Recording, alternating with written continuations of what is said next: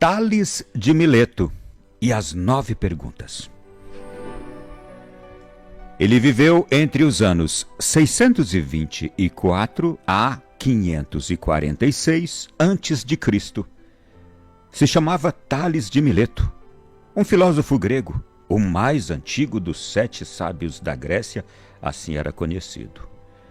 Durante parte de sua vida, Tales de Mileto foi um grande comerciante.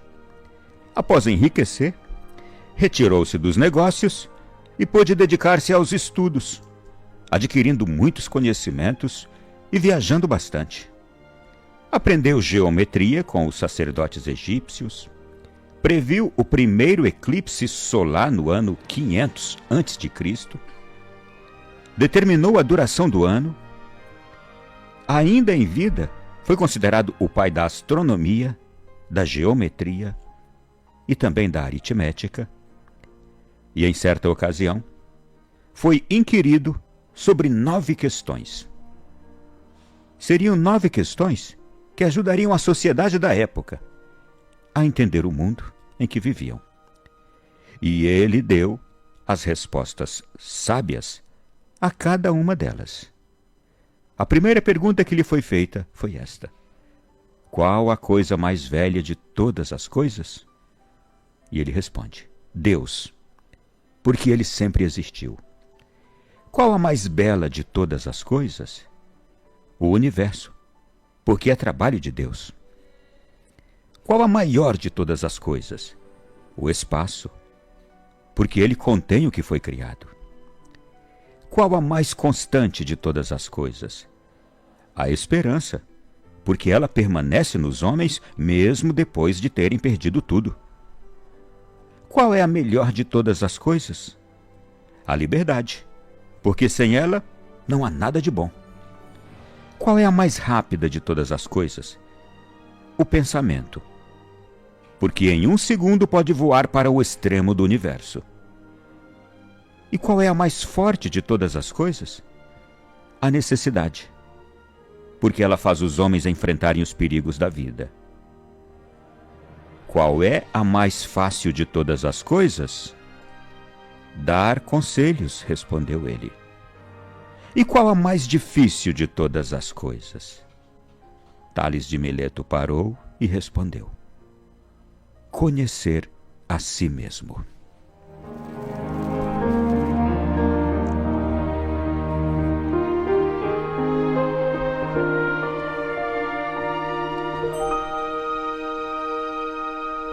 Meu irmão e minha irmã, Tales de Mileto hoje nos faz refletir muito. Um homem que era já, eu posso dizer, um homem estabilizado na vida. Bom comerciante, que havia enriquecido graças aos seus esforços, mas que decide retirar-se dos negócios, isto é, não queria ter mais riquezas e queria dedicar-se a algo que lhe dava muito prazer e que era lícito: o estudo. Vejamos aqui já a mentalidade de alguém de outra época da nossa. Alguém que tem dinheiro, mas que não quer mais dinheiro, mas quer algo que lhe preencha o interior. O que ele fez? O estudo. O que ele fez com o estudo? Enriqueceu-se mais ainda, agora em conhecimento, em plenitude interior, aprendendo geometria com sacerdotes egípcios. E quem este homem que se tornou? Aquela pessoa que previu o primeiro eclipse solar. Por quê? Porque ele decidiu dedicar-se aos estudos. Foi esse homem que naquela época determinou a duração de 1 ano. Isso antes do calendário que nós temos hoje. 500 anos antes de Cristo. Passou a ser considerado o pai da astronomia, da geometria, da aritmética, por ter se dedicado a algo que lhe preencheria, mas ao mesmo tempo. Com isto, ele passou a servir melhor ainda a sua sociedade, ao mundo de seu tempo. Ele não pensou em si somente. E foi assim que esse homem se tornou sábio. Foi assim que esse homem foi submetido. Ele era tão admirável, Tales de Mileto, que o submeteram a perguntas dificílimas.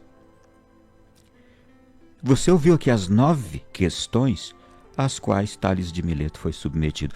As 2 primeiras ele responde com Deus.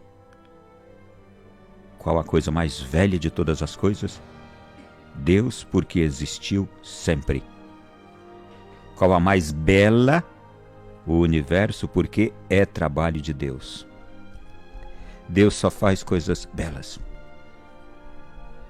Deus sempre existiu. A maior de todas as coisas, aquilo que foi criado por Deus, o espaço. As 3 primeiras respostas têm ligação direta com Deus. Ele sempre existiu. O universo é a coisa mais bela criada por Ele. A maior de todas, o espaço, porque contém este universo e tudo que foi criado por Deus. Mas aí ele traz agora uma das virtudes teologais na 4ª resposta. Qual a mais constante de todas as coisas, isto é, aquela que estará sempre presente na nossa vida, a mais constante? Não é a fé e nem é a caridade. É a esperança. E ele justifica. Porque ela permanece mesmo os homens perdendo tudo. Quando a gente perde tudo, ainda nos resta a esperança. Nós podemos constatar isso, nós mesmos, você mesma, viúva, por exemplo, ou mãe que perdeu um filho, viúvo, você que já sofreu muitas perdas nesta vida, um pai e uma mãe. Quando você achou que tudo tinha acabado, você novamente viu que estava vivo, viu que estava viva. A esperança estava aí. Ela é permanente, ela permanece. Quando a gente acha que tudo está acabado na nossa... Uma doença grave que chegou, a gente vai ter que enfrentar aquele turbilhão de dificuldades para tratar essa doença sem recursos,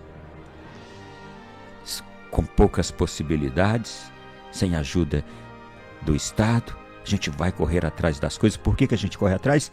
Esperança, mesmo sem forças, mesmo desanimados, decepcionados, frustrados com a vida, com as pessoas, com a família, com tantas coisas, mas a gente continua correndo atrás. Por quê? A esperança. Eu espero resolver isto. Eu espero me curar. Eu espero voltar a ter paz. Gente, as 5 primeiras questões, todas elas estão ligadas diretamente a Deus, nas respostas deste homem sábio. Sabe o que me lembra? Ou que me lembram essas respostas de Tales de Mileto? Elas me lembram o último, talvez, dos 5 bons imperadores que o mundo viu. Marco Aurélio. Disse dele de que foi o último dos 5 bons imperadores, e ele é lembrado como um governante bem-sucedido, inteligente, culto, que também ele se dedicou a quê? À filosofia, e especialmente à corrente filosófica do estoicismo, escrevendo uma obra que até hoje é lida por nós, dos nossos tempos, Meditações. É provável que agora haja alguém que está me escutando que já leu Meditações de Marco Aurélio. E Marco Aurélio também deu uma resposta, ou tem uma frase, que nos lembra Tales de Mileto. Ele disse que o melhor ser humano é aquele que é exigente consigo mesmo. Qual foi a última resposta de Tales de Mileto? Qual a mais difícil de todas as coisas? Conhecer a si mesmo. O que Marco Aurélio diz? O melhor ser humano é aquele que é exigente consigo mesmo. Gente, o cristianismo é uma escola de vida para nós. O cristianismo nos ensina a sermos exigentes conosco mesmo o tempo inteiro. Padre Jonas, numa época, pregou bastante sobre isto, e ele deixou uma frase que está cravada em nossos corações e em nossa memória. Talvez você agora se recorde também. Padre Jonas, pregando, dizia: comigo, máxima exigência. Com o outro, máxima misericórdia. Você se lembra disso? Comigo, máxima exigência.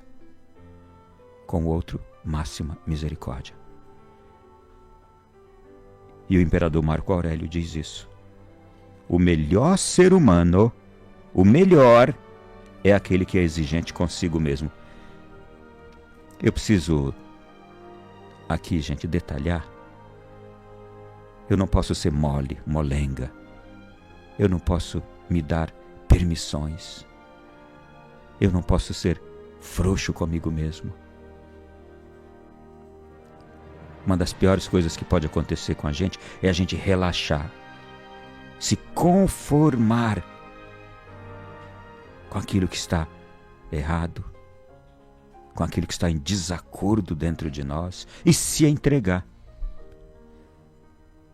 Aqui também vale, talvez, a quinta resposta de Tales de Mileto: constância. Constância. Permanecermos sempre exigindo de nós mesmos o máximo. Isto é, exigir uma vida reta, exigir uma vida santa, lutar comigo mesmo para ter uma vida santa, para ter uma vida reta, honesta. Ok, se eu não quero ir por essa vibe espiritual, religiosa, ok, lutar comigo mesmo para ser uma pessoa honesta, uma pessoa correta, uma pessoa reta, leal. Tá bem assim? Você não quer falar em termos religiosos? Tá bem, eu falo com você em termos humanos, sociológicos. E Marco Aurélio ainda dizia: o homem comum é exigente com os outros, mas o homem superior é exigente consigo mesmo. Quem nós queremos ser? Uma pessoa comum, como qualquer outra? Ou nós queremos ser alguém superior, mas não para nos vangloriar, mas a gente quer ser um superior para quê? Para nos destacarmos e, nos destacando, podermos oferecer mais a este mundo, às pessoas. Sermos causa, sermos influência boa para as pessoas e para este mundo. Quem foi que tornou o mundo melhor? Aqueles homens que não foram iguais a todos os outros, mas aqueles que foram superiores. Superior em dedicação, superior em exigência consigo mesmo, superiores em sacrifícios, em esforços. Nós podemos lembrar de tantas pessoas que se destacaram e que por isso nós as admiramos. Quem são as pessoas que nós mais admiramos? Aquelas que se destacaram, isto é, elas foram superiores aos comuns dos homens. Meu irmão e minha irmã, não nos contentemos em ser como o comum dos homens, mas sejamos sempre insatisfeitos e queiramos ser destacáveis, não por vaidade, mas por vontade de, assim sendo, contagiar a outros. Os santos são pessoas destacáveis. Pode observar. Os inventores, os gênios, os bons pais, as boas mães, os bons homens foram esses que não quiseram ser como os comuns dos homens. Os bons professores não aceitaram ser como o comum dos professores. E não tem nada de errado nisso, em querer ser o melhor naquilo que se faz. Eu vou ser o melhor marido. Olha aí, que coisa boa. Você vai contagiar outros maridos, você vai puxar outros maridos que estão lá atrás ainda, engatinhando. As melhores esposas. Você vai ajudar outras mulheres que não sabem cozinhar, outras mulheres que não sabem ser afetivas, afetuosas. Você vai ajudar outras mulheres que não sabem tornar o seu marido um homem melhor. se você for a melhor esposa, você vai influenciar outras pessoas com seu exemplo. Não tem nada de vaidade nisso. Não há nada de erro nisto. Eu volto aqui a esses grandes personagens. O melhor ser humano é aquele que é exigente consigo mesmo, dizia Marco Aurélio, que completava: o homem comum é exigente com os outros. O que o homem comum é? Ele fica só cobrando dos outros, falando dos outros. Ele fala dos outros, exige dos outros, enquanto que o homem superior é exigente consigo mesmo. Que grande diferença! E é assim que a gente hoje recorda Tales de Mileto, que se tornou também este homem exemplar, exatamente porque ele não queria apenas o seu bem-estar e não pensou somente no seu bel prazer. Tornou-se rico, sim, grande comerciante, e largou tudo isso. Quis aprofundar-se no conhecimento, no estudo, e o estudo o conduziu a se tornar um grande servidor da sociedade do seu tempo e um homem sábio. E ele estudou coisas boas, ele estudou filosofia. Depois enveredou por outros ramos, astronomia, geometria, aritmética e, claro, tudo isto aliado, certamente com os valores da época. Este homem tornou-se um grande sábio. E o outro, segundo que mencionei, Marco Aurélio, que estudou exatamente um ramo da filosofia dos mais belos e edificantes, o estoicismo. A corrente do estoicismo, que tem a vertente da fé cristã. Portanto, meu irmão e minha irmã, não ao comum dos homens, e sim àqueles que são exigentes consigo mesmos para serem melhores e assim melhor viver e melhor servir.